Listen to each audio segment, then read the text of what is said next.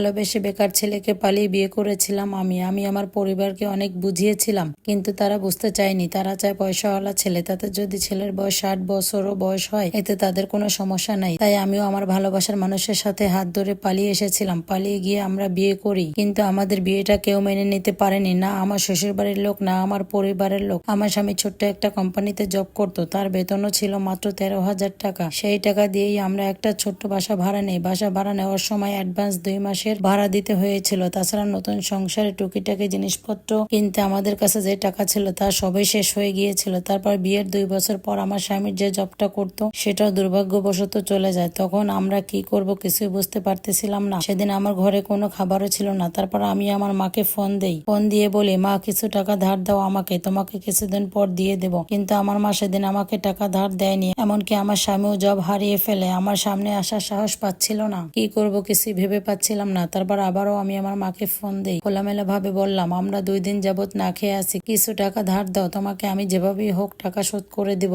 তখন মা আমাকে উত্তরে বলল, তোরা নিজেরাই তো না খেয়ে আছিস, আবার টাকা ধার নিলে কিভাবে তোরা পরিশোধ করবি? ফোন রাখ এখন, তোর সাথে কোনো সম্পর্ক নেই আমাদের। মায়ের মুখে এই কথাটা শোনার পর নিজের চোখের পানি আর ধরে রাখতে পারলাম না। সেদিন আমি আর আমার স্বামী অনেক কান্না করেছিলাম। আমার স্বামী সেদিন মাথায় হাত বুলিয়ে দিয়ে শুধু একটা কথাই বলেছিল আমাকে, একটু ধৈর্য ধরো, সবকিছু ঠিক হয়ে যাবে। কিন্তু আমরা দুজন কি করব না করব কোনো কিছুরই দিশা খুঁজে পাচ্ছিলাম না। তখন আমার হাজবেন্ড আমাদের বাড়িওয়ালার একটা রিক্সা ছিল, সেই রিক্সাটা নিয়ে চালাতে বের হলো। সারাদিন রিক্সা চালালো। রাতে বাসায় ফেরার সময় পলিথিনে অল্প কিছু চাল, ডাল, তেল আর 2টা ডিম নিয়ে আসলো। বাজারগুলো আমার হাতে ধরিয়ে দিল। আমিও তাড়াহুড়ো করে রান্না করতে গেলাম। রাতে খাওয়ার সময় দেখি আমার হাজবেন্ডের হাতে ফুসকা পড়ে গেছে। বেচারা যে কি পরিমাণ কষ্ট করেছে, কখনো কোনোদিনও সে রিক্সা চালায়নি। সেদিন খাবারের প্লেট হাতে নিয়ে আমরা দুজন অনেক কান্না করেছিলাম। এর কয়েকদিন পর আমার হাজবেন্ড ভীষণ অসুস্থ হয়ে পড়ে। এর মাঝে চলে আসে ঈদ, আমাদের বিয়ের পরেই প্রথম ঈদ। কিন্তু আমাদের ঘরে একটা বাজারও ছিল না যে আমরা রান্না করে খাবো। বিয়ের পর আমাদের দুজনেরই প্রথম ঈদ ছিল। প্রথম ঈদটাই দুজন না খেয়ে সারাদিন কাটালাম। সারাদিন না খেয়ে থাকার পর আমার স্বামী আবারও রিক্সা নিয়ে বের হলো অসুস্থ শরীর নিয়ে। বেশ কয়েক ঘন্টা রিক্সা চালানোর পর আমার স্বামী বাসায় বাজার করে নিয়ে আসলো, আর সাথে আমার হাতে কিছু টাকা ধরিয়ে বলল, তুমি আবারও পড়াশোনাটা শুরু করো, তোমার অনেক শখের ছিল। কিন্তু আমি তাকে উত্তরে বললাম, আমি আর পড়াশোনা করতে চাই না। তার ইনকামের এত কষ্টের টাকা দিয়ে আমি আরামে পড়াশোনা করতে চাই না। কিন্তু আমার হাজবেন্ডের জোরাজুরিতে আমার নতুন করে আবারও পড়াশোনা শুরু করতে হলো।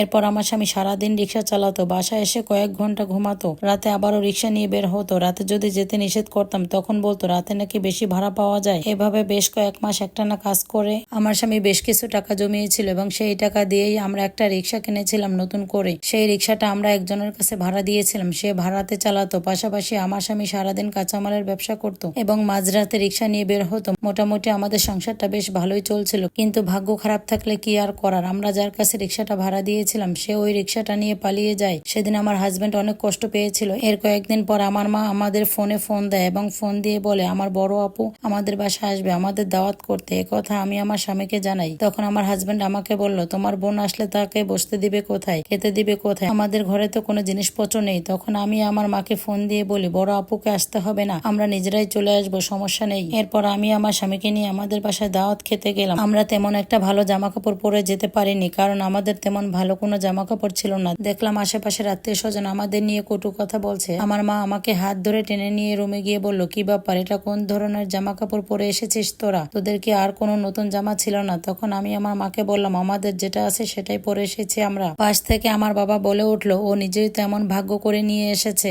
ও চাইলে এখনো সবকিছু ঠিক হয়ে যেতে পারে। ওই ছেলেটা তোকে এখনো বিয়ে করতে চায়, তুই তোর হাজবেন্ডকে ছেড়ে দে, দেখবি মহারানীর মতো হয়ে থাকবি তুই। তাদের এইসব কথা সহ্য করতে না পেরে আমি ঘর থেকে বের হয়ে আসি। বের হয়ে দেখি পাশের রুমে আমার দুলাভাইকে সবাই অনেক রকম খাবার দিয়ে আপ্যায়ন করতেছে, কিন্তু আমার স্বামী মাথা নিচু করে এক কোনায় বসেছিল। এটা দেখার পর আমি আর কোনোভাবেই সহ্য করতে পারতেছিলাম না। তখন আমি আমার হাজবেন্ডের হাত ধরে বাড়ি থেকে বের হয়ে আসি, কারণ যেখানে আমার স্বামীর সম্মান নেই সেখানে আমি 1 সেকেন্ডও আর থাকবো না। বাসায় আসার পর আমার হাজবেন্ড আমাকে বলল, আমার এখান থাকতে হয়তো বা তোমার অনেক কষ্ট হচ্ছে, তুমি তোমার বাবা মার কথা মেনে নিতে পারো। তখন আমি তাকে বললাম, তোমার মুখে এই ধরনের কথা যেন আমি আর দ্বিতীয়বার কখনো না শুনি। এরপর দেখতে দেখতে বেশ কয়েকটা বছর কেটেছে। আমিও আমার লেখাপড়াটা বেশ কমপ্লিট করেছি, পাশাপাশি একটা প্রাইমারি স্কুলে টিচার হিসেবে চাকরি পেয়েছি। আমার স্বামীও বেশ ভালোই একটা জব পেয়েছে আলহামদুলিল্লাহ। এখন আমাদের বাড়ি গাড়ি জায়গা সম্পত্তি সবকিছু আছে। আমার ফ্যামিলির সাথেও এখন আমাদের খুব ভালো সম্পর্ক, তারা আমাদের বাসায় আসে যায়, খাওয়া দাওয়া করে সবকিছুই। কিন্তু আমার কেমন যেন তাদের আর মন থেকে টানে না, তাদের সাথে একটা সেকেন্ডও আমার কথা বলতে ভালো লাগে না। কিন্তু একটা কথা কি জানেন, আমার আর আমার স্বামীর যে ভালোবাসা ছিল সেটা এখন দ্বিগুণ বেড়ে গিয়েছে। আমি আমার হাজবেন্ডের চোখের মণি, সে আমাকে চোখে হারায়, আমি তার মহারানী।